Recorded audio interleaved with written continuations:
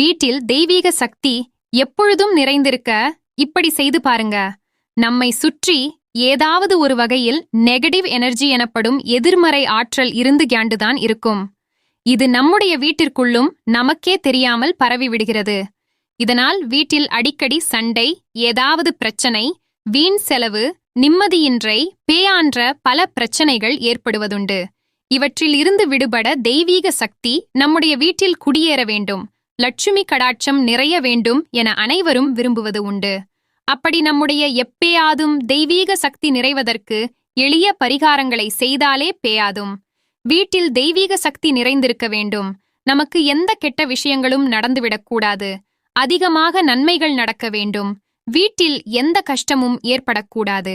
வீட்டில் அன்பும் மகிழ்ச்சியும் நிம்மதியும் நிறைந்திக்க வேண்டும் என்ற எண்ணம், ஆசை அனைவருக்குள்ளும் இருக்கும்.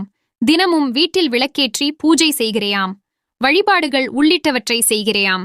இருந்தாலும் வீட்டில் ஏதையா ஒன்று குறைவது, பேயால் மனதில் குறையிருந்த கியாண்டே இருக்கிறது என்கிறவர்கள், வீட்டில் தெய்வீக சக்தி எப்பேயாதும் பரவி இருக்க வேண்டும் என நினைக்கிறவர்கள் இந்த எளிய அதே சமயம் மிகவும் சக்தி வாய்ந்த பரிகாரத்தை செய்து பார்க்கலாம்.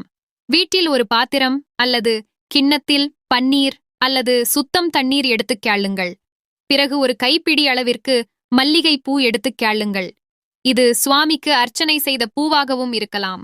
அப்படி இல்லை என்றால் மல்லிகை பூவை வாங்கி மகாலட்சுமியின் பாதத்தில் பேயாட்டு சமர்ப்பித்து, பிறகு அந்த பூவை எடுத்து ஏற்கனவே எடுத்து வைத்திருக்கும் பன்னீர் அல்லது தண்ணீர் இருக்கும் பாத்திரத்தில் பேயாட்டு விடுங்கள்.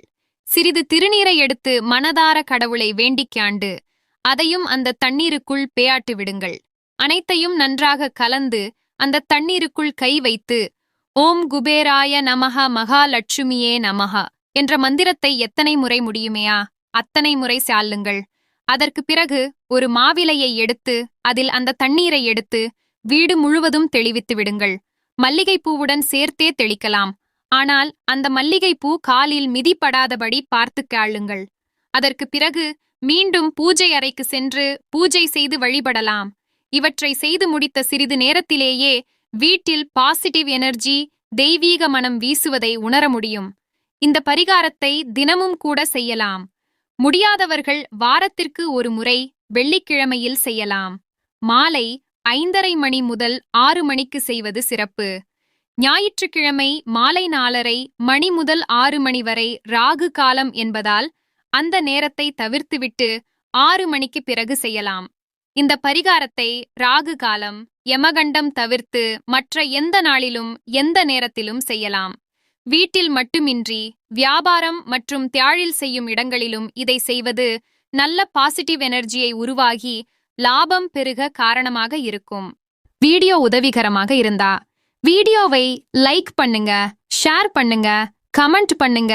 மேலும் இது போன்ற தகவலுக்கு உணர்கிறேன் என்ற சேனலை சப்ஸ்கிரைப் பண்ணுங்க. நன்றி, வணக்கம்.